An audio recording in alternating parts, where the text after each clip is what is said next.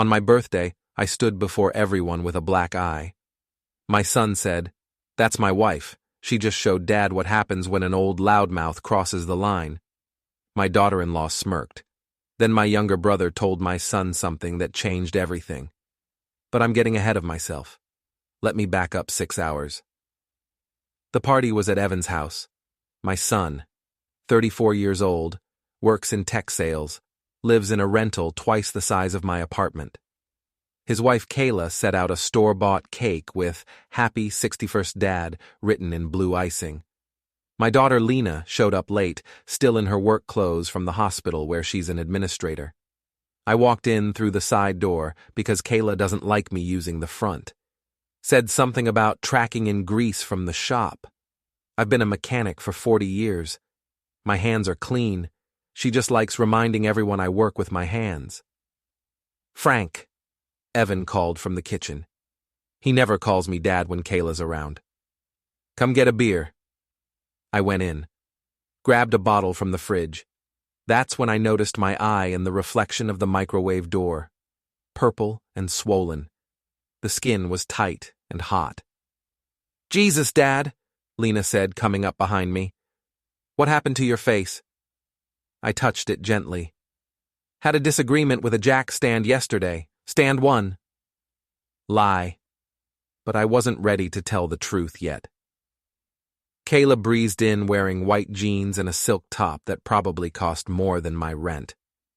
"Frank, try not to bleed on anything, okay?" She laughed like it was a joke. Nobody else laughed. We ate cake. Evan talked about a new client. Lena checked her phone every 30 seconds. Kayla took pictures for her Instagram.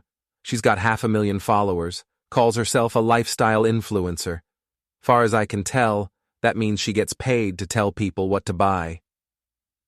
My younger brother Danny showed up around 7. Nobody invited him. He just walked in through the back door like he owned the place. "Danny," Evan said, standing up fast, "what are you doing here?" "It's Frank's birthday." Danny pulled up a chair. "That a crime?" Danny's 57. Looks older. He's been in and out of jobs his whole life. Construction, landscaping, whatever pays cash. Evan and Lena wrote him off years ago. Said he was a bad influence. Said he'd just ask me for money. They weren't entirely wrong. But he's still my brother. "Nice shiner, Frank," Danny said, looking at my eye. "Lena, you want to tell him how he really got it?" The room went quiet. Lena's face went white. "Danny, shut up." "Or what?" Danny leaned back. "You'll do what Kayla did yesterday?" Kayla's smile disappeared. "I have no idea what you're talking about." "Right." Danny pulled out his phone. "Then why'd my neighbor see you leaving Frank's building yesterday afternoon, right around the time Frank says he got into it with a jack stand?" I set down my beer. My heart was pounding. "Danny, enough," Evan said. But Danny wasn't done. "You want to tell them, Lena? Or should I?" Lena stood up. "This is inappropriate." "What's inappropriate," Danny said, "is your sister-in-law knocking around a 61-year-old man in his own home." Kayla laughed, sharp and mean. "He grabbed my wrist. I defended myself." "I touched your arm," I said quietly, "because you were going through my mail." Everyone turned to look at me. "I came home early from the shop," I continued. "Kayla was in my apartment, had my lockbox open on the kitchen table, bank statements, lease agreement, everything spread out like she was doing taxes." "That's absurd," Kayla said. "Is it?" I looked at Evan. "Why was your wife in my place with my financial documents?" Evan's jaw tightened. "We were going to talk to you about this later." "About what?" "About arrangements," Lena said softly. "For your care." I laughed. Couldn't help it. "My care? I'm 61. I work 50 hours a week. What care?" "Dad, you're not getting any younger," Evan said. "That apartment of yours, it's too much. The stairs, the neighborhood. We think it's time to consider assisted living." The words hit me like cold water. Assisted living. There are really nice facilities, Lena added. Clean, safe, people your age. I'm 61, I repeated. Not 90. The point is, Evan said, standing up, that apartment is worth money. You're sitting on equity. If you moved somewhere more appropriate, we could help you manage your finances better. There it was, the real reason. Help me manage my finances, I said slowly. By taking my apartment. By helping you liquidate an asset you don't need, Kayla corrected. And yes, since we'd be handling the sale and transition, it makes sense for us to retain a management fee. I looked at my daughter. Lena, you're in on this? She wouldn't meet my eyes. It makes sense, Dad. You've been alone since Mom died. This way you'd have people around, medical support. I don't need medical support. I need my home. Frank, Kayla said, be reasonable. You're a mechanic. You've worked hard. But you don't understand real estate, investment strategies, wealth management. We do. Let us help you. By stealing my apartment. By protecting your interests, Evan snapped. You think you're going to work forever? What happens when your back gives out? When you can't climb under cars anymore? You'll be broke and homeless. We're trying to prevent that. How generous, Danny said. Real saints, you two. Nobody asked you, Kayla said. Yeah, well, nobody asked you to sucker punch my brother either. But here we are. Evan pointed at Danny. Get out. Make me. Evan stepped forward. Danny stood up. They were the same height, but Danny had 30 pounds on him. All of it earned through hard work, not a gym membership. Stop, I said. Both of you. They didn't move. Evan, I said carefully, if you want my apartment, you're going to have to take it, because I'm not giving it to you. We don't need your permission, Kayla said. We've already consulted with an elder law attorney, given your recent cognitive decline. My what? The forgetfulness, the confusion. Lena documented everything. I looked at my daughter. What did you document? Lena's voice was barely a whisper. You called me 3 times last month asking the same questions. You forgot dinner plans twice. You left the stove on. I called you 3 times because you never answered, I said. I forgot dinner because you changed the date and didn't tell me. And the stove thing happened once. I was running late for work. It's a pattern, Kayla said. And it's concerning, which is why we need to act now, while you can still understand what's happening. My hands were shaking, not from fear, from rage. You want my apartment that bad? I said. Then ask me for it in front of everyone, not here, not private. Do it public. Evan frowned. What are you talking about? Your wedding anniversary party. 3 weeks from now. 200 guests. Open bar. Kayla's got it all planned out, right? Big celebration? Kayla's eyes narrowed. So? So ask me then. In front of everyone. Get on that microphone and explain to all your friends and family why you need your broke old father-in-law to hand over his home. Let them hear it. You're insane, Kayla said. Maybe. But if you want my keys, that's where you're getting them. Public or not at all. Evan looked at Kayla. She looked at Lena. Nobody spoke. Fine, Kayla finally said. You want to make a scene? We'll make a scene. But you're signing those papers, Frank. One way or another. I picked up my coat, headed for the door.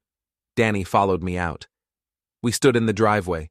Cool October air, smell of leaves and distant rain. You okay? Danny asked. No. Good, because if you were, I'd be worried. He lit a cigarette. They're really going to do it. Take everything. I know. So what's the plan? I looked back at the house. Through the window, I could see them talking. Evan gesturing.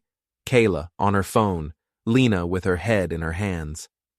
I'm going to let them dig their own graves, I said, and then I'm going to push them in. Before we go any further, take a second to subscribe and like the video. It really helps the channel grow. And tell us in the comments, what would you do in this situation? 3 weeks passed fast. I worked, changed oil, rotated tires, fixed transmissions. Every night I went home to my apartment, the one they wanted, and I planned.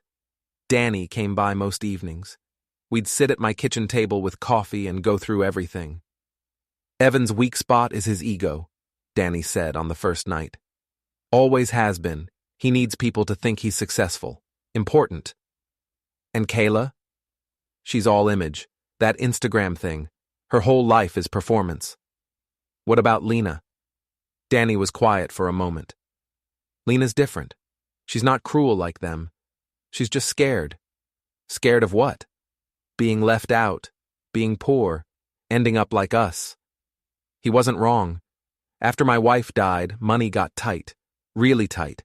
I took extra shifts, skipped meals, made sure Evan and Lena never went without, made sure they got through college, made sure they had what they needed. They knew I sacrificed. They just didn't care anymore. There's something else, I said. I pulled out an old shoebox from under the sink, opened it. Inside were documents, old ones, yellowed papers, signed forms. What is that? Danny asked. Insurance, I said. From 20 years ago, when Lena needed surgery, emergency surgery, no insurance, hospital wanted $50,000 up front. Danny leaned forward. I didn't have $50,000, I continued, but I knew someone who did. A guy I served with. Did me a favor. Big favor. Gave me the money. No questions.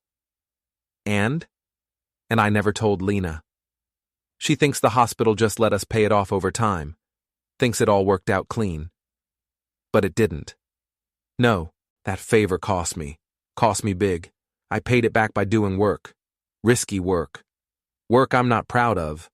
But I did it because she's my daughter. Danny whistled low. Does she know? Not yet, but she will. The anniversary party was at a hotel. Big ballroom, crystal chandeliers. Kayla had it decorated like a magazine spread. White flowers everywhere, gold accents, a photographer in every corner. I wore my best shirt, dark pants, polished shoes. Still looked like a mechanic at a country club, but I didn't care. Evan and Kayla worked the room, shaking hands, posing for pictures, playing perfect couple. Lena found me by the bar. Dad, please don't do anything stupid. Define stupid. You know what I mean. Don't make a scene. Just talk to Evan privately. Work something out. I gave him the terms, public or nothing. He's my brother, and I'm your father. She looked away. This doesn't have to be a war. You started it the day you went through my medical history looking for problems. Her face flushed. I was worried. You were building a case. The DJ interrupted us. Microphone squeal. Then Kayla's voice. Hi, everyone. Thank you so much for being here tonight. Applause. Cheers. Evan and I are so blessed. 5 years married, and we couldn't have done it without family support. She smiled at the crowd. Then her eyes found me. Especially Frank, Evan's father. Frank, can you come up here? The room went quiet. 200 faces turned toward me. Danny, standing near the door, gave me a nod. I walked up. Each step felt like walking into battle. Kayla handed me the microphone. Frank, you've been so supportive. We just wanted to thank you publicly. That's kind, I said. And actually, Kayla continued, taking the mic back, there's something we wanted to ask you, in front of everyone, because family should be transparent, right? Here it comes. Frank, Evan, and I have been talking about your living situation. That apartment you're in, it's not safe for someone your age. The stairs, the neighborhood. We think it's time you moved somewhere better. Murmurs in the crowd. And we found a great facility. Clean, affordable. But to make it work, we'd need to sell your current place. Use the equity for your care. She smiled, bright and fake. So we're asking, right here, right now, will you give us the keys? Let us help you? The room was silent, everyone watching. I took the microphone. No. Kayla's smile cracked. Frank, I said no. That apartment is mine. I paid for it. I'm keeping it. Dad, Evan said, walking up, be reasonable. I am being reasonable. You want me out? Get a court order. But you won't. Because there's nothing wrong with me. This is about money. Your money. My apartment is worth $600,000 in this market, and you want it. Gasps in the crowd. That's not true, Kayla said. Then why did you go through my mail? Why did you document fake symptoms? Why are we having this conversation at your party instead of in private? Because you insisted on public, Evan said. And you agreed, because you thought I'd fold under pressure, thought I'd be too embarrassed to say no. Kayla grabbed the microphone. You're confused, Frank. Everyone can see that. The forgetfulness, the poor decisions. You need help. The only help I need is getting you out of my life. Kayla's hand moved fast, slapped me across the face, hard. My head snapped sideways, the room exploded in noise, someone screamed, someone else yelled. Evan grabbed Kayla's arm. Then I pulled out my phone. Danny, I said, it's time. Walk in. The ballroom doors opened. Danny walked in wearing a suit. Good suit, not rental. The kind of suit that spoke before he did. Sharp charcoal, subtle sheen, tailored to a body that used to swing hammers and lift steel, but now carried the weight of years and grudges instead. His shoes were polished to mirrors, his tie straight, his jaw set. Behind him came two people I didn't recognize at first glance, a man and a woman, both dressed professional, both moving with the kind of calm assurance that said they weren't here for the free drinks or the music. They were here for business. The kind of business that tears open wounds you thought had long since scarred over. The crowd parted, instinctively, like a tide drawing back before a storm. The music faltered, laughter died down, and eyes began to turn.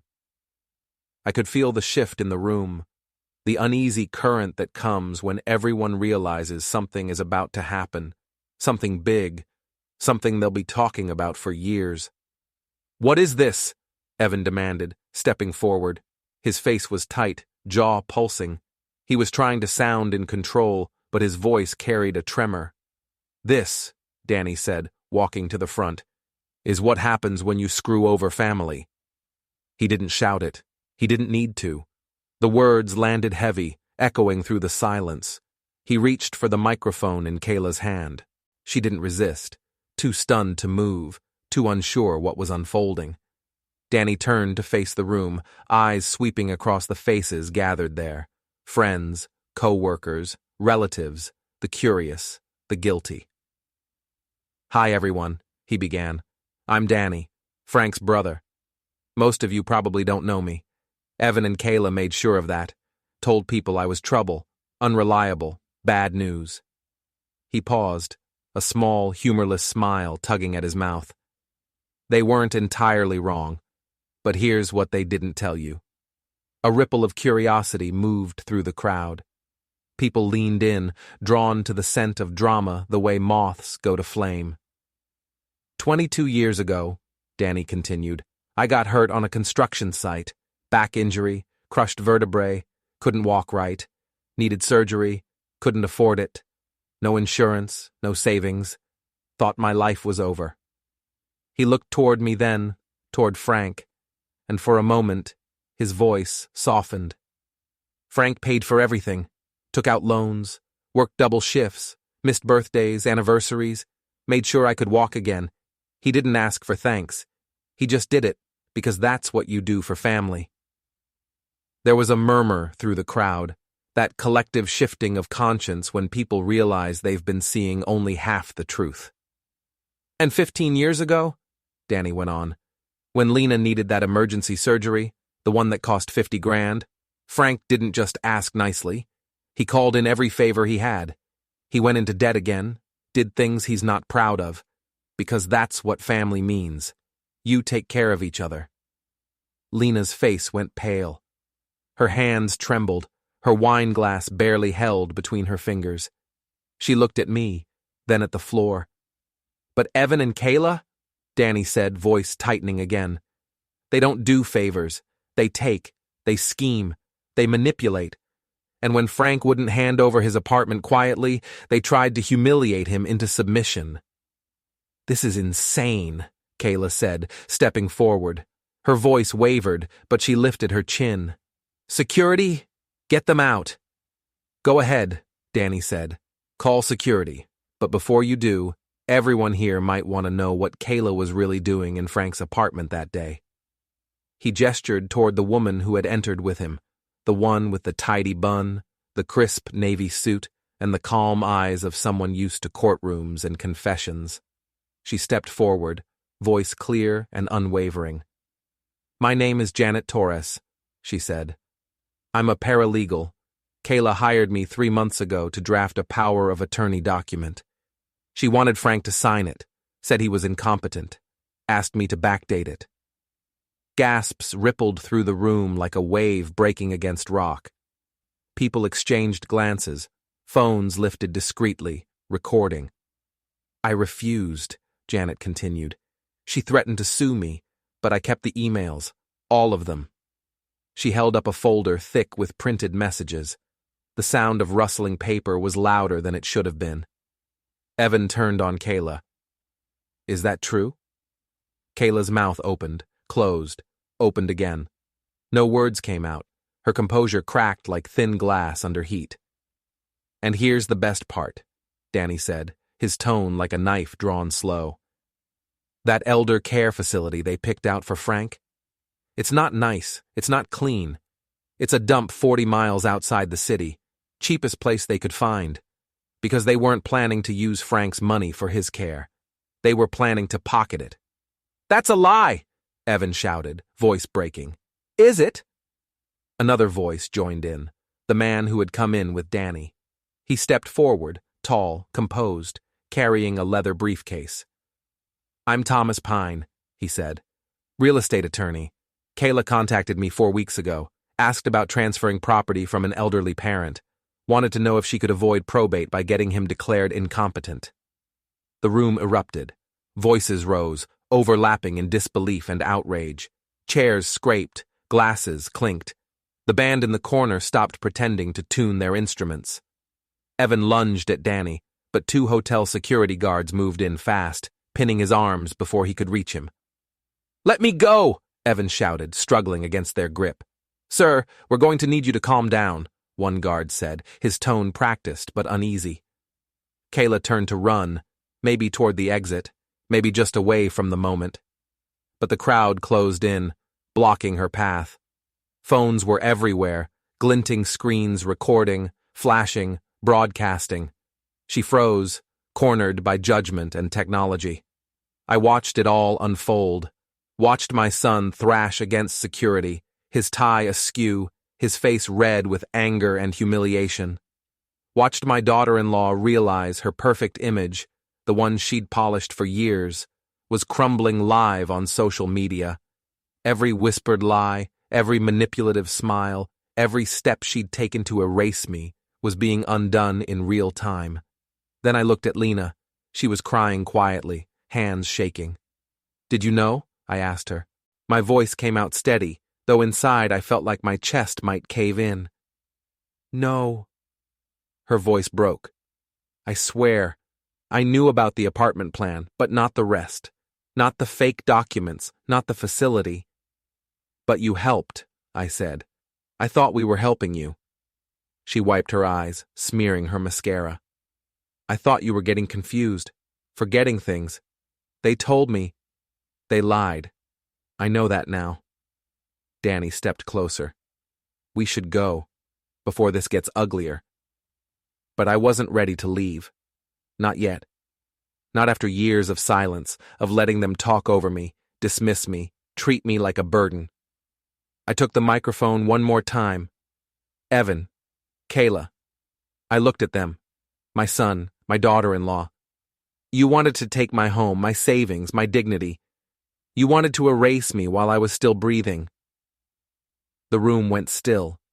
Even the air seemed to stop moving. "So here's what's going to happen," I said. "I'm going to take everything you care about. Your reputation, your money, your status, all of it. And I'm going to do it the same way you tried to do it to me. Public, painful, permanent." "You can't," Kayla whispered. Her voice was small now, thin and brittle. "Watch me." I handed the microphone to the DJ and walked out. Behind me, chaos, Kayla screaming, Evan shouting, the buzz of 100 phones capturing their downfall. By morning, it would be everywhere. But it didn't end there. The night stretched on, and the fallout began before the sun came up. Outside, the air was cool, heavy with rain waiting to fall. Danny put a hand on my shoulder. "You okay?" he asked. "I don't know," I said, and it was the truth. I felt hollow and furious and relieved all at once. We stood by the curb while the hotel behind us pulsed with noise. Sirens, maybe, or just the hum of gossip already spreading. Janet and Thomas exchanged quiet words, professional and precise, like they were already preparing affidavits. "They'll deny everything," I said. "They can try," Thomas replied. "But Janet's got the emails, and the messages from Kayla's office computer. It's enough to bury them." Danny lit a cigarette, the flare of the match catching the edge of his jaw in orange light. "You sure you want to go through with this, Frank? It's going to get messy." "It's already messy," I said. "Might as well clean it properly." He nodded. "Then we'll do it right. No shortcuts." We got into his car, a dark sedan that smelled faintly of leather and tobacco. As we pulled away, I looked back once at the hotel, at the glowing windows, the silhouettes still clustered near the entrance. I thought about Evan as a boy, chasing soccer balls across the yard, laughing when I lifted him onto my shoulders. Thought about Kayla at their wedding, radiant and ambitious, whispering promises she never meant to keep. Thought about Lena, once part of that same laughter, now trembling in a corner of a ruined evening. By dawn, the story had hit the local feeds. Someone had streamed the whole confrontation live. The headline read, "Family Feud Erupts at Charity Gala, Fraud Allegations Against Prominent Couple." The video had thousands of views before breakfast. Danny handed me his phone, showing me comments scrolling faster than I could read. Words like greedy, elder abuse, karma, flashing in real time, public, painful, permanent, he said quietly. "Just like you promised." But even as justice settled in, it didn't feel like victory. It felt like loss, like something had been burned down that could never be rebuilt. I spent the morning giving statements. First to Thomas, then to a detective who'd seen too many families eat each other alive over property and pride. He asked questions gently, methodically, and when he was done, he shook my hand like a man offering condolences. By afternoon, Lena came by. Her eyes were swollen, her voice raw. "I'm sorry," she said, "for believing them. For everything." I nodded. I wanted to forgive her. Maybe someday I would. Danny stayed for a few days, sleeping on my couch, making coffee strong enough to peel paint. We talked late into the night, about family, about betrayal, about how easy it is to mistake manipulation for love when it comes wrapped in smiles and concern. When he left, the house was quiet again. Too quiet. But for the first time in a long time, it was my quiet. My walls, my floorboards, my life, still mine. And somewhere out there, Evan and Kayla were watching everything crumble. The endorsements, the social invitations, the friends who suddenly stopped answering calls. I didn't need to take their money. The world was already doing that for me. All I had to do was tell the truth. And that, in the end, was the one thing they never saw coming. The video went viral overnight. 12 million views. Every social media platform. News outlets picked it up. Local news ran the story. Influencer exposed in elder abuse scheme. Kayla's Instagram lost 300,000 followers in 24 hours. Brands dropped her. Sponsorships canceled. Her comment sections filled with people calling her every name in the book. Evan's company put him on administrative leave, pending investigation. Bad optics for a sales executive. I went to work like nothing happened. "Frank, you see this?" Tommy, the other mechanic at the shop, held up his phone, my face on the screen. "This you?" "Yeah." "Holy hell, man. Your daughter-in-law slapped you on camera." "I noticed." "What are you going to do?" "Nothing today. Got 3 oil changes and a brake job." He laughed, shook his head, went back to work. But I was planning, every minute, every hour. That night, Danny came by. Lena called me, he said. 6 times. She wants to talk.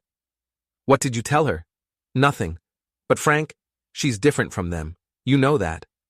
She helped. Because they lied to her. That's not an excuse. Danny sighed. What's the next move? I pulled out a notebook, pages filled with notes, names, addresses, weaknesses. Evan's life is built on image, I said. People think he's successful, big shot, important. We're going to crack that image wide open. How? He works out at that fancy gym, peak performance. All the executives go there. He loves being seen, loves the status. So we're going to confront him there, in front of everyone, make him look weak. Danny grinned. Now you're thinking. 2 days later, I showed up at peak performance at 6 a.m, Evan's usual time. The gym was chrome and mirrors, loud music, people in expensive workout clothes pretending to sweat. I found Evan on the treadmill, running, expensive headphones in. I walked up, turned off his machine. What the hell? He pulled out his headphones. We need to talk. Get out. This is a private gym.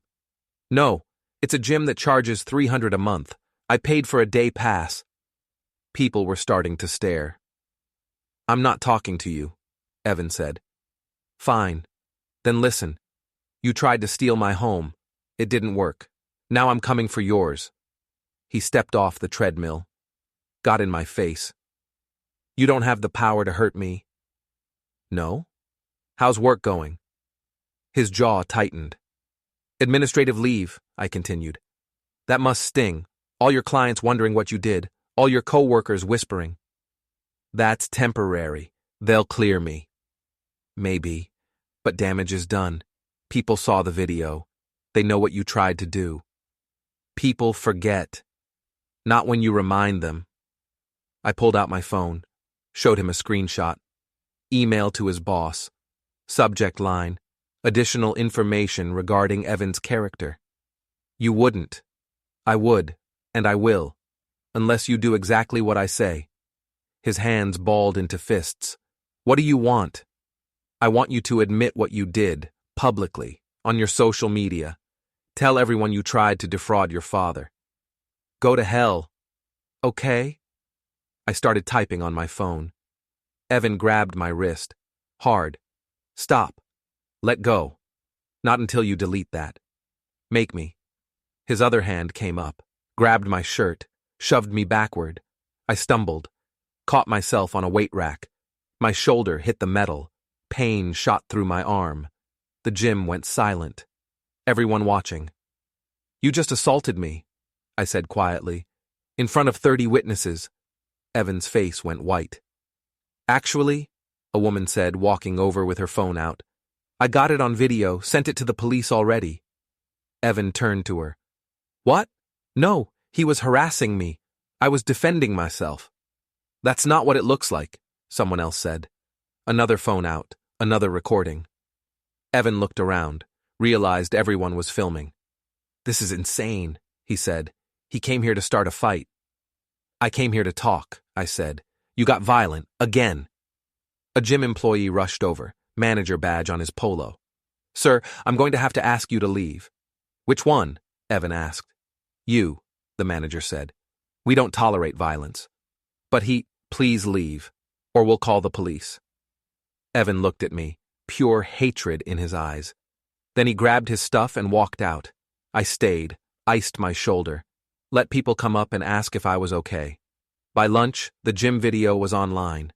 By dinner, it had 2 million views. Evan called me that night.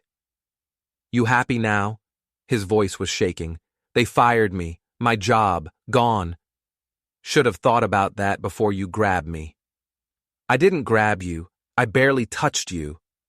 30 people disagree. So do the cameras. Silence on the line. What do you want? Evan finally asked. I already told you. Public confession. Admit what you tried to do. Never. Then enjoy unemployment. I hung up. Danny was sitting at my kitchen table. You really going to destroy him? Yes. What about Lena? What about her? She's been calling, wants to meet, says she has information.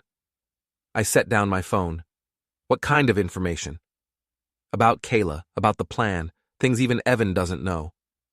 Why would she tell me? Because, Danny said, she's scared. Kayla's been texting her, threatening her. Says if Lena doesn't back up their story, she'll ruin her career. Can she? Kayla knows people, influential people, could make things hard for Lena at the hospital. I thought about it. My daughter, the one I sacrificed for, the one who helped them try to take my home. Tell her we'll meet, I said, but not alone. Somewhere public, somewhere she can't lie. Where? Where it all started. Her workplace. Memorial Hospital. 10 stories of glass and steel. Lena worked on the 4th floor, administration. She had an office with a window. I showed up during her lunch break, unannounced. Dad! She stood up fast when I walked in. You can't be here. Why not? This is a hospital. I'm visiting my daughter. I'm at work. So am I. My work is fixing what you broke. She closed the door, locked it. What do you want? Danny said you have information. I do, but first you need to understand something. I didn't know what they were planning. Not fully. Kayla told me you were confused, forgetting things. She had stories, dates, details. All fake. I know that now. But then, I believed her. Why? She sat down, hands trembling. Because I wanted to believe her. Because if you were declining, if you needed help, then I wasn't a bad daughter for suggesting assisted living. I was a caring daughter making hard choices. But that's not what it was. No. She looked up, eyes red. It was theft, plain and simple, and I almost helped them do it. Almost.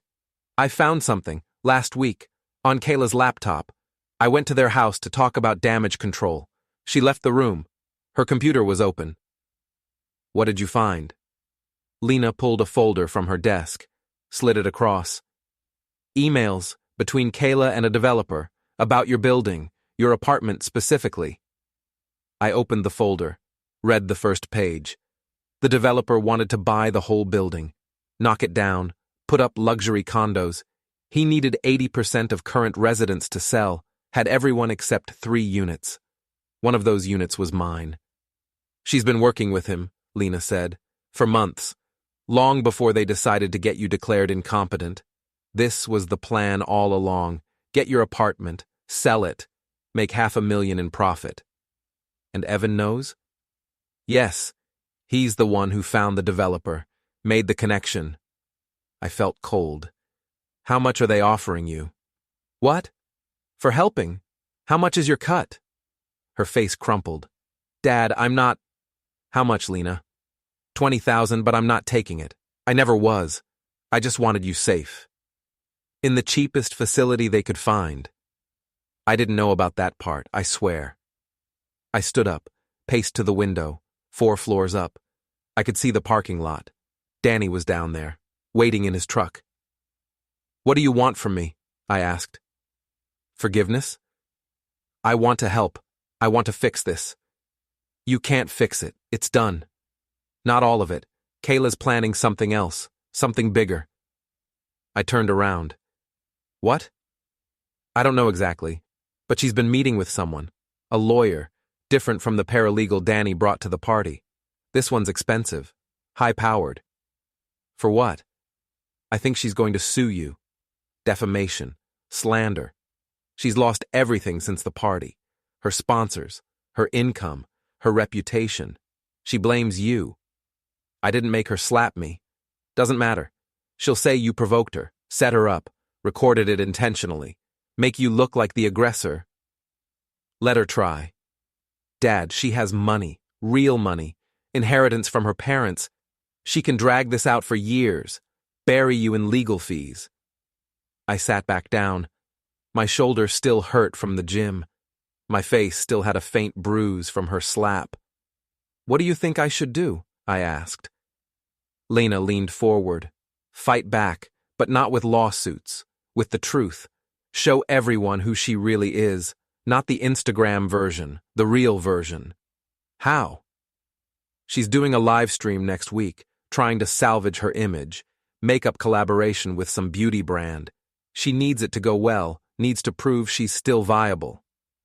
So crash it. Show up, tell your side, on camera, live, where she can't edit it out.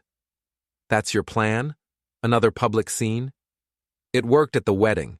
She wasn't wrong. Where's the live stream happening?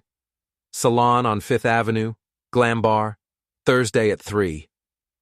I thought about it, weighed the risk, the reward. If I do this, I said, you're helping, full participation, no backing out. Lena nodded. Whatever you need. And after? After Kayla and Evan are done? We're done too. You and me. I can't trust you anymore. Her eyes filled with tears. Dad. That's the deal. Help me finish this, then stay out of my life. She wiped her face. Okay. I stood up, opened the door. Thursday at 3. Don't be late. The salon was upscale, all white furniture, gold fixtures, smelled like vanilla and money. Kayla was set up in the back, ring light, camera, microphone. She wore a silk robe with her Instagram handle embroidered on it. 2 other influencers sat with her, both younger, both with millions of followers. I walked in at 3:05. The receptionist tried to stop me. Sir, this area is closed for a private event. I know, my daughter-in-law invited me. Kayla's head snapped up, saw me. Her face went white. Get him out, she said to the salon manager. Actually, Lena said, walking in behind me, I'm paying for half this event. He stays. Kayla stood up. Lena, what are you doing? The right thing. Finally. The other influencers looked confused. One checked her phone, recognized me from the viral videos. Her eyes went wide. Is that him? She whispered to Kayla. Everyone just calm down, Kayla said. Frank, you need to leave. We're in the middle of filming. Perfect. Don't let me interrupt. I walked closer, stayed just outside the camera frame. Sir, the salon manager said, I'm calling security. Go ahead, but you might want to hear what I have to say first. Nobody wants to hear anything from you, Kayla snapped. Your sponsors might, the ones who dropped you. You told them the videos were fake, edited, manipulated. They were. No, they were real, 100% real. You slapped me. Evan assaulted me, all caught on camera, all true. The other influencers were recording now, phones out. This was too good to miss. You set me up, Kayla said. You provoked me. How? By refusing to give you my home? By being difficult, unreasonable, making everything about you. Making my apartment about me? Yeah, funny how that works. One of the other influencers, a blonde with fake lashes, spoke up. Wait, is this the thing? The viral video? About the elder abuse? It's not elder abuse, Kayla said. It's a family disagreement blown out of proportion. You tried to get him declared incompetent, Lena said. I have the emails, the lawyer consultations, everything. Lena, shut up. No, I'm done shutting up. Lena pulled out her phone, started showing the other influencers screenshots. She planned this for months, had lawyers ready, documents prepared, was going to steal his apartment and pocket the money. The blonde influencer gasped. Oh my God, that's horrible. It's not true, Kayla said. She's lying. They're both lying. Am I? Lena pulled up an email, read it out loud. Dear Mr. Rothstein, regarding the power of attorney documents for Francis Miller, I need these completed by October 1st. Please backdate to August if possible. We need to establish a pattern of incapacity. Signed, Kayla Miller. That's taken out of context, Kayla said. What context makes that okay? The blonde influencer asked. Kayla's mouth opened, closed. No words. The salon manager stepped between us. Everyone needs to leave, now. This is not the environment we promote. Agreed, the blonde influencer said, standing up. I'm out. I'm not filming with someone who tries to steal from their family. The other influencer nodded. Same. This is too toxic. They gathered their things. Left. Kayla watched them go, her collaboration, her comeback, walking out the door. You destroyed me, she said, turning to me. You ruined my career, my reputation, everything. You ruined it yourself. No, you posted those videos. You made me look like a monster. I didn't post anything. Other people did. People who saw what you really are. Her hands balled into fists. I'm going to sue you for everything: defamation, slander, intentional infliction of emotional distress. By the time I'm done, you'll lose that apartment anyway, and I'll take what's left. Go ahead, sue me. I got nothing but that apartment, and good luck getting a judge to give it to you after all this. We'll see. She grabbed her purse, stormed out. Lena and I stood there, salon manager looking uncomfortable. You should probably go too, the manager said. We left. Outside, Danny was waiting. How'd it go? Kayla's done, Lena said. Career over, reputation destroyed. Good. Danny looked at me. What about Evan? He's next.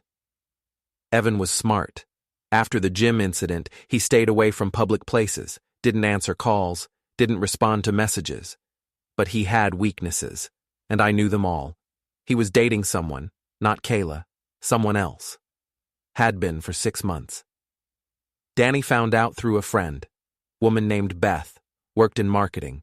Evan told her he was separated from Kayla, told her the videos were fake, told her he was the victim. Beth believed him. Why wouldn't she? He was good-looking, charming, successful. But he wasn't successful anymore. And he wasn't innocent. Where do they meet? I asked Danny. Coffee shop on Market Street. Every Tuesday morning, 9 o'clock. Tuesday came. I got there at 8:30, ordered coffee, sat near the window. Evan walked in at 9, didn't see me. He was focused on his phone. Beth arrived 5 minutes later. Pretty, mid-30s. Smiled when she saw him. They ordered. Sat down at a table in the back. I waited 10 minutes, then walked over. Evan. He looked up. Face went from confused to angry in half a second. What are you doing here? Having coffee. Didn't know this was your place. Beth looked between us. Evan, who is this? Nobody. He was just leaving. I'm Frank, Evan's father. Beth's eyes widened. Oh, I've heard about you. Have you? What did Evan tell you? That you're unwell. That you've been making accusations. False accusations. Interesting. I pulled out my phone, showed her the video from the gym. Is this false? She watched. Saw Evan grab me, shove me. That's out of context, Evan said. What context? I asked. The context where you tried to steal my apartment? Or the context where your wife slapped me at your wedding anniversary? Beth looked at Evan. You said you were separated. We are. Then why is she still posting pictures of you two together, on Instagram, as recent as last week? Evan's face flushed. Beth, let me explain. You lied to me. I simplified. It's complicated. No, Beth said, standing up. It's not complicated. You're married. You're a liar. And apparently you're also abusive. I'm not abusive. You grabbed your father, on camera. He provoked me. How? By existing? She grabbed her purse, walked out. Evan turned to me. You happy now? Getting there. He stood up, got close, voice low and dangerous. You cost me my job, my wife's career, now this. What else do you want? Everything. You're going to lose. You know that, right? Kayla's lawyer is going to bury you. The lawsuit is already filed. Defamation. $5 million. Good luck collecting. We'll take the apartment. Force a sale. Get our money one way or another. You can try. His jaw tightened. You're a bitter old man who can't accept that his kids grew up, moved on, don't need you anymore. Need me? You tried to rob me. We tried to help you, and you turned it into this circus. You humiliated me at a party, in front of everyone, called me confused, incompetent. You think I'd just take that? You should have. He leaned closer. Because now we're going to destroy you, legally, financially, emotionally. We're going to make you wish you'd just given us the keys. You done? Yeah, I'm done. Good. Because you're going to need all that energy for what comes next. I walked out, left him standing there. Danny was in the parking lot. How'd it go? He's rattled, angry, making mistakes. What's the next move? We turn them against each other, make them blame each other, make them destroy themselves. How? I pulled out my phone, showed him a recording, audio only, from inside the coffee shop. Evan's voice. Kayla's lawyer is going to bury you. The lawsuit is already filed. You recorded him? Danny asked. Yep, and now we're going to send this to Kayla. Let her hear how Evan talks about her lawsuit, how he's using it, how he still sees her as a tool. That'll piss her off. That's the idea. We sent the recording that night. Anonymous email, no message, just the audio file. By morning, Kayla had changed her locks. Evan was sleeping in his car. By afternoon, she'd filed for divorce. By evening, they were both calling me, both asking for help. I didn't answer. Kayla called 17 times in 3 days, left voicemails, sent texts. Frank, we need to talk. Please. Evan has lost his mind. He's dangerous. I need your help. I didn't respond. Evan called 12 times. Same desperation. Dad, Kayla's insane. She's trying to take everything, the house, the car, my savings. You have to testify. Tell them what she's really like. I didn't respond.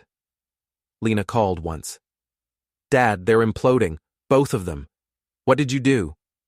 Nothing. They're doing it themselves. They're asking about you. Asking me to convince you to help them. What did you tell them? That I can't. That you and I are done after this. Good. Silence on the line. Dad, Lena said quietly, I know I can't fix what I did, but I want you to know I'm sorry. Truly sorry. Noted. Is there any chance at all, that someday you'll forgive me? Maybe. In another life. I hung up. That night, Kayla showed up at my apartment, pounding on the door. Frank, open up. I know you're in there. I didn't move. Frank, please, I need to talk to you. It's important. Danny was with me. You want me to get rid of her? No. Let her yell. Let the neighbors hear. Let them see what she's really like. She pounded for 10 minutes. Then she started crying. Please, I'm sorry. I'm sorry for everything. The apartment, the plan, the slap, all of it. I was wrong. I know I was wrong. But Evan, he's the one who started it.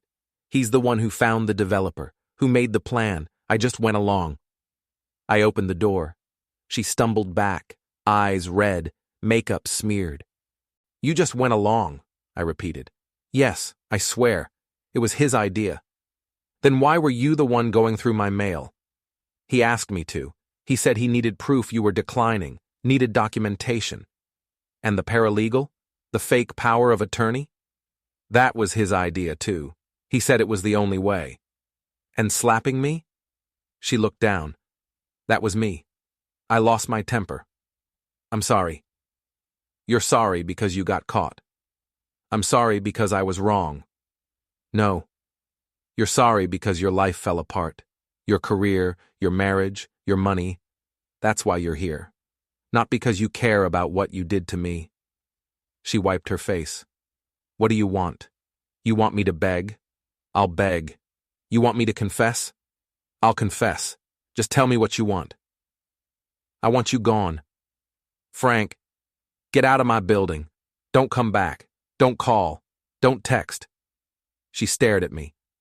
Then she started laughing, high and broken. You think you've won? She said.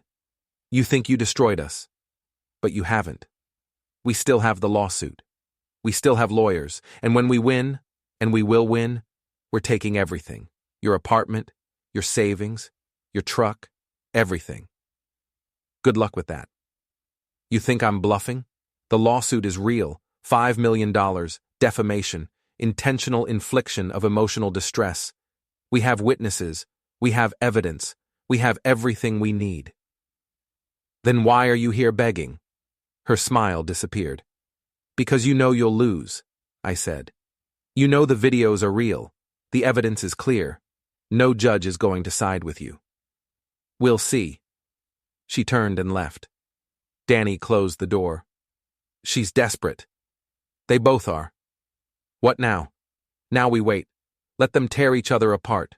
When the dust settles, we'll be the ones standing. 3 days later, Evan's lawyer called me, asked if I'd be willing to meet, discuss settlement options. I agreed. We met at a restaurant downtown, neutral territory. The lawyer was young, too young, probably just out of law school. Mr. Miller, thank you for coming. Frank? Frank, I represent your son, Evan. He's asked me to communicate his desire to resolve this situation amicably. By amicably, you mean he wants me to drop everything. He wants to find a mutually beneficial solution. What's he offering? The lawyer slid a folder across the table.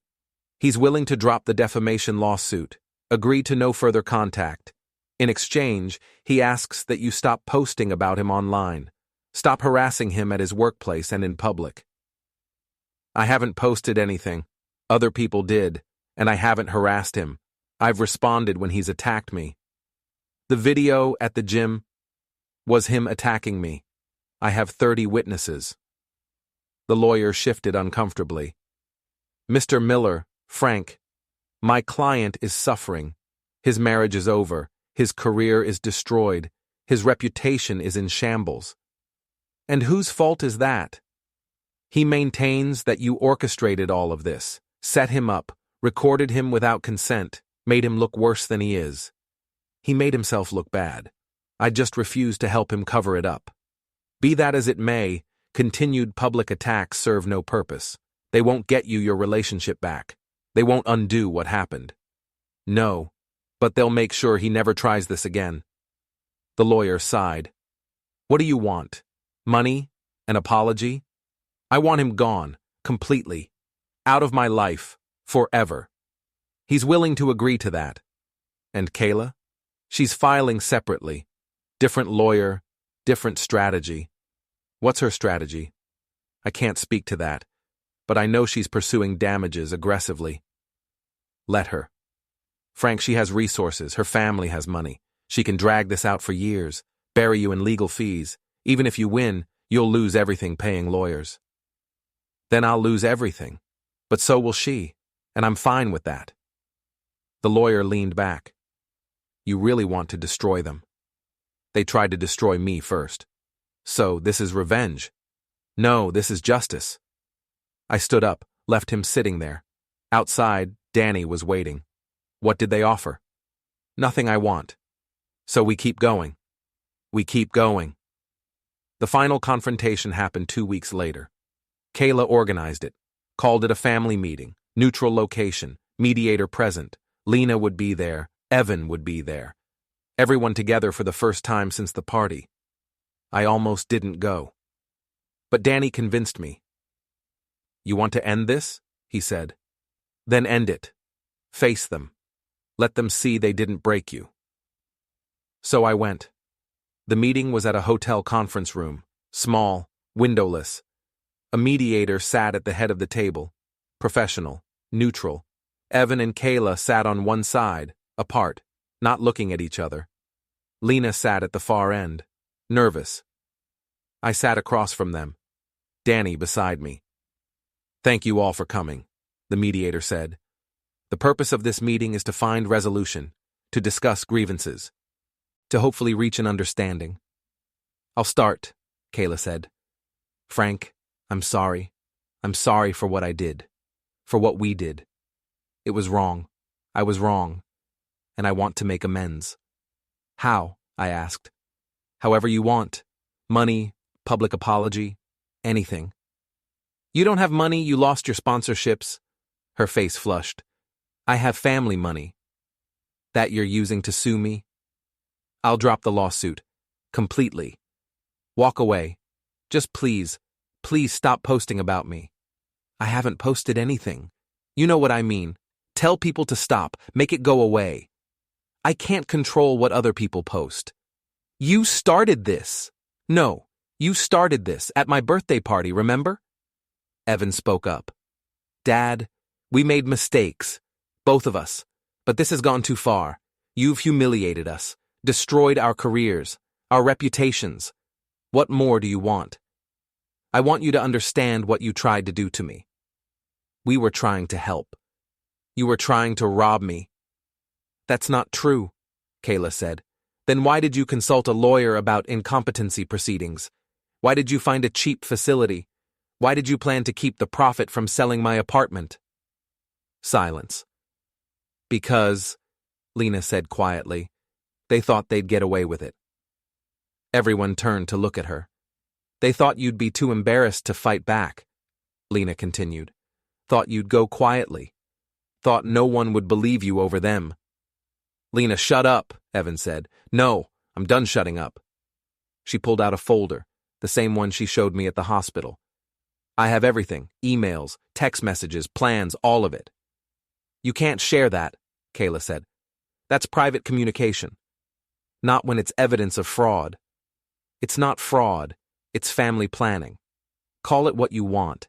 The truth is you tried to steal from your father, and when that didn't work, you tried to destroy his reputation, and when that didn't work, you tried to sue him.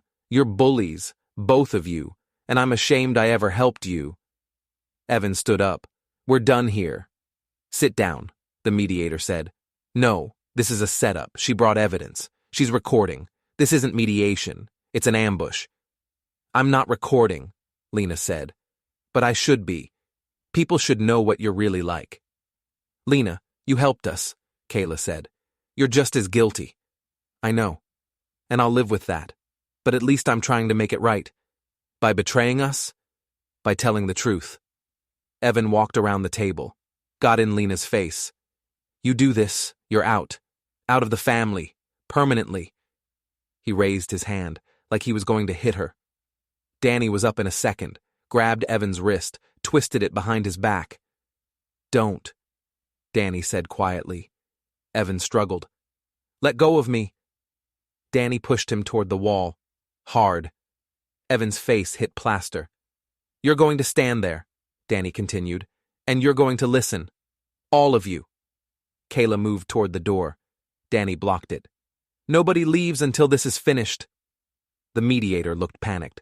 Sir, you need to calm down. I am calm, but they need to hear this. Danny looked at me, nodded. I stood up, faced my son, my daughter-in-law.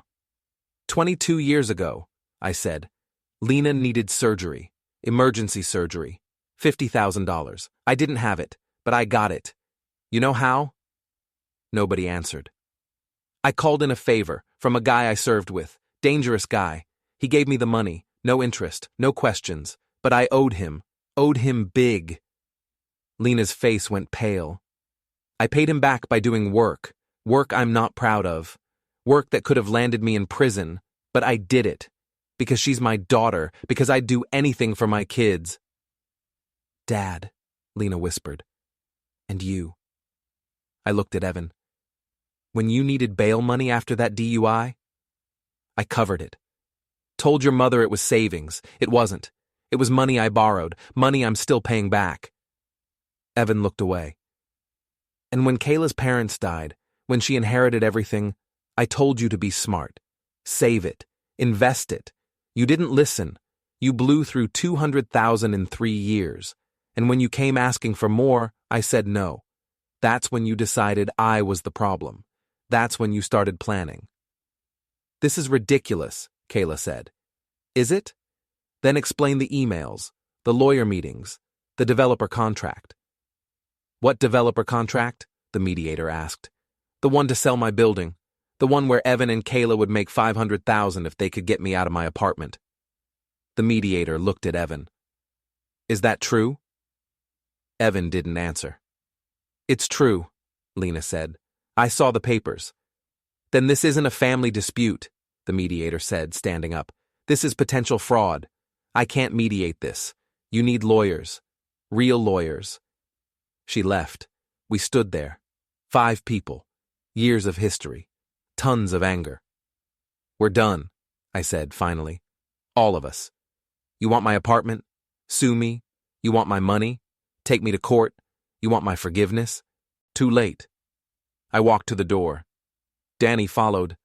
Behind me, I heard Kayla start crying. Heard Evan punch the wall. Heard Lena gathering her papers. We didn't look back. The lawsuit went forward. Kayla's lawyer filed. Evan's lawyer filed separately, both seeking damages, both claiming defamation and emotional distress. My lawyer, a public defender who took the case pro bono because the story was too good to pass up, filed counterclaims. Elder abuse, attempted fraud, harassment.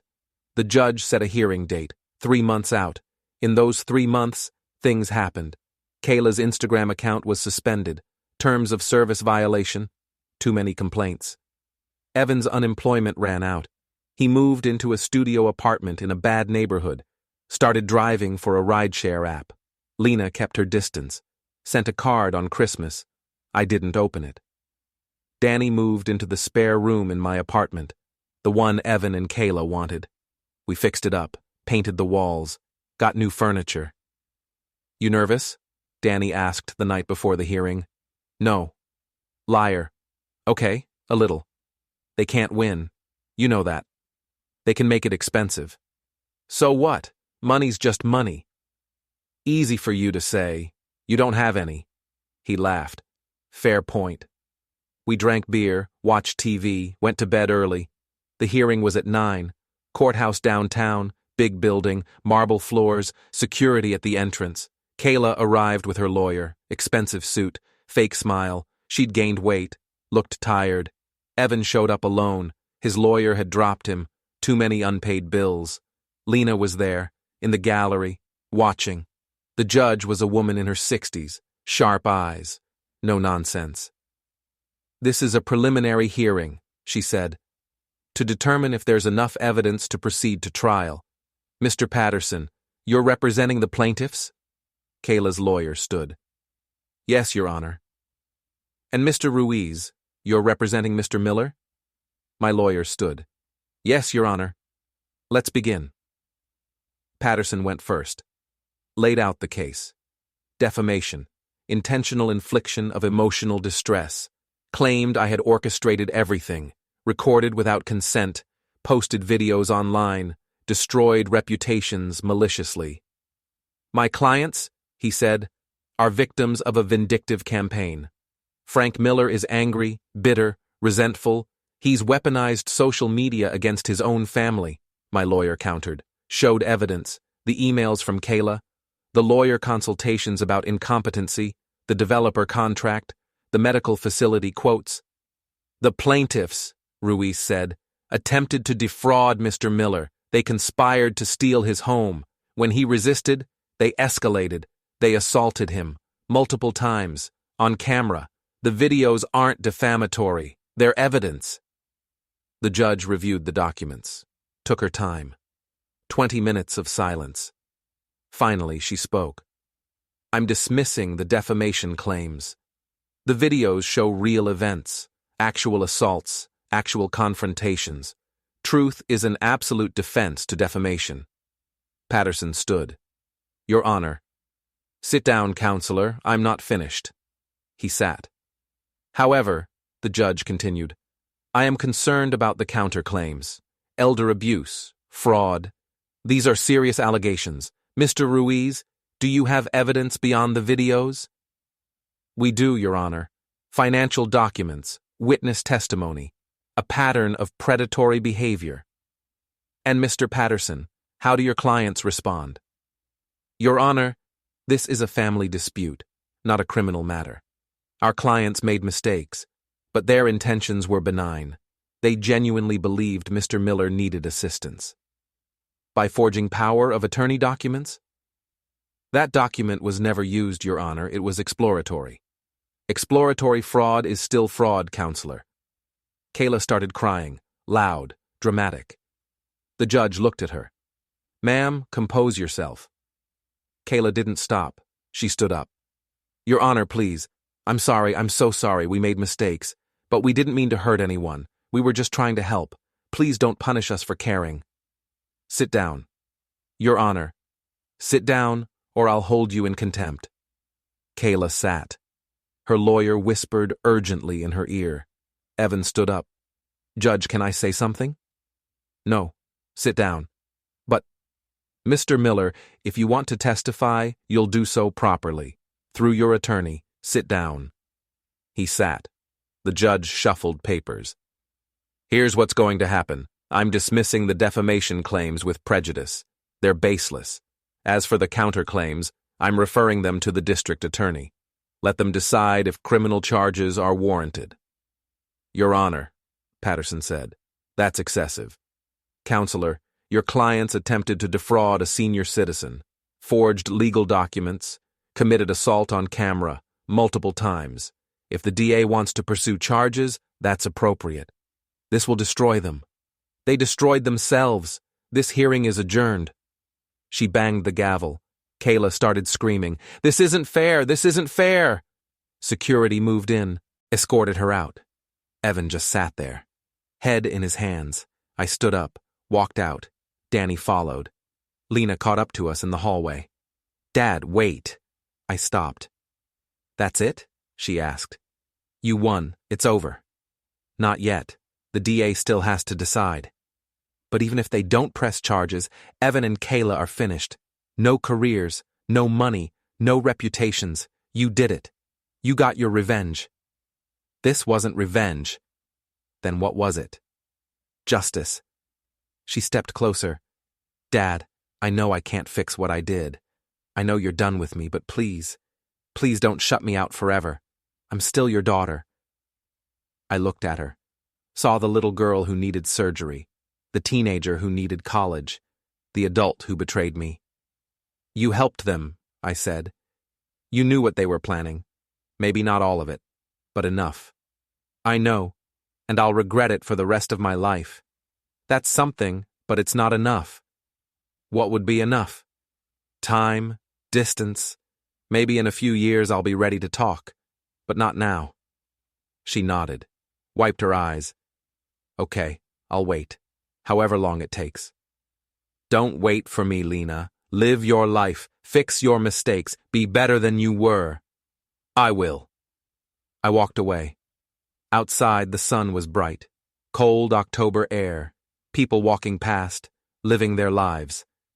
What now? Danny asked. Now we go home. That's it? No celebration? No victory lap? There's nothing to celebrate. I didn't win. I just didn't lose. We drove back to the apartment, climbed the stairs, went inside. The place was quiet, peaceful, mine. 2 days later, Kayla's live stream went viral again, but not the one from the salon. A new one, posted from her car, crying, makeup running, talking to the camera. I lost everything, she said. My career, my marriage, my reputation. All because I tried to help my father-in-law, and he turned it into this nightmare. He destroyed me, on purpose, methodically, because I stood up to him, because I said no. Views climbed, comments flooded in, but this time, they weren't sympathetic. You slapped him on camera. You tried to steal his apartment. You're not a victim. You're a villain. The video got taken down. Terms of service, too many reports. Evan tried something similar. LinkedIn post, long, detailed, explaining his side. My father is vindictive, he wrote. He's controlling. He's manipulative. And when we tried to help him, he turned everyone against us. Please understand, we were the victims here. The post got ratioed. Comments section filled with people calling him out, sharing the videos, showing the evidence. He deleted it, deleted his whole account. 1 week later, the DA called. They were pressing charges, attempted fraud, assault, both Evan and Kayla. Trial date set for 6 months out. I didn't react, didn't celebrate, just went back to work. Changed oil, fixed brakes, rotated tires. Danny made dinner most nights. We watched TV, talked about nothing important, normal, quiet, mine. 3 months passed. The trial approached. Both Evan and Kayla took plea deals: probation, restitution, community service, no jail time, but permanent records and permanent shame. I didn't go to the sentencing, didn't need to. It was over. Then, on a Thursday morning, Evan showed up at the shop. I was under a car, didn't see him walk in. "Dad," I rolled out, looked up. He was thinner, older looking. "What do you want?" "To talk." "We don't have anything to talk about." 5 minutes, please." I stood up, wiped my hands. "You got 3. He took a breath. "I was wrong. About everything. The apartment, the plan, what we did to you. I was wrong." "Okay." "I was scared. Scared of being poor. Scared of ending up like you." "Like me?" "Yeah. Working until you're 70. Living in a small apartment. No savings. No security. That's my life. I chose it." "I know. But I didn't want it for me. So when Kayla suggested the plan, selling your place, making money, I said yes, because I thought it would save us. It didn't. No, it destroyed us. And I'm sorry." I looked at him. My son, the kid I raised, the man who betrayed me. "Sorry doesn't fix this," I said. "I know, but it's all I have left." "Then it's not enough." His face crumpled. "What do you want from me?" "Nothing. You already took enough." "Dad, get out, Evan. Don't come back." He stood there. 30 seconds. Waiting for something. Forgiveness, maybe. Or mercy. I didn't give it. He left. Tommy came over. "That your son?" "Used to be." "Rough." "Yeah." "You okay?" "Yeah." I went back under the car. Back to work. Back to my life. That night, Danny asked if I was sure about cutting Evan off. "Maybe, but you might regret it later." "I'll live with that." We didn't talk about it again. 6 months passed. Then a year. Kayla moved to another state, changed her name, started over somewhere nobody knew her. Evan stayed local, got a job in retail, kept his head down, didn't cause trouble. Lena sent cards, birthday, Christmas. I read them now, didn't respond, but I read them. Danny and I settled into a routine. Work, dinner, TV, easy. My apartment stayed mine. The building didn't sell. The developer moved on to another project. I won. They lost. That's how the story ends. No reconciliation, no redemption, no lesson learned, just consequences, real ones. Evan tried to steal my home. I took his life instead. Fair trade. One morning, 2 years after it all started, I was leaving for work when I saw Evan across the street. He didn't approach, just stood there, watching. I looked at him. He looked at me. Then I got in my truck and drove away. Danny asked what that was about. "Nothing," I said. "Just a stranger." And that was true. Evan wasn't my son anymore. Kayla was never family. Lena might be someday, but not yet. For now, it was just me and Danny, living in the apartment they wanted, living the life they tried to take, and that was enough. I never saw Evan again after that morning. Heard through mutual acquaintances that he moved away eventually. Some small town, some quiet life. Good for him. Kayla's social media stayed deleted. Her name disappeared from search results. She got what she wanted in the end, anonymity. The apartment stayed mine for another 5 years. Then I sold it, on my terms, for my price. Used the money to buy a house, small place, but mine. Danny moved with me. We're still roommates, still brothers. Lena and I talk now, sometimes, carefully. There's damage there that won't heal. But we're trying. That's more than Evan and Kayla got. They wanted to put me in a home, to erase me, to take everything while I was still breathing. Instead, I'm here, in my house, living my life, and they're scattered, broken, gone. On my birthday last year, Danny made a cake, store-bought, blue icing. "Happy 63rd, he said. We ate cake, watched TV, talked about nothing important. No family gathering, no party, no drama, just peace. And that's exactly what I wanted. What Evan and Kayla tried to steal wasn't just my apartment. It was my dignity, my autonomy, my right to live on my own terms. They failed. I won. Not because I'm smarter or stronger or better, but because I refused to give up. I refused to be erased, and in the end, that's all that mattered. The black eye healed. The apartment is sold. The lawsuits are settled. But the lesson remains. Don't underestimate the old man. Don't mistake kindness for weakness. Don't think you can take what isn't yours without consequences, because some of us will fight back. Some of us will burn your whole world down rather than let you steal ours, and we'll sleep just fine afterward. I do. Every single night. In my house. With my brother. On my terms. The way it should have been from the start.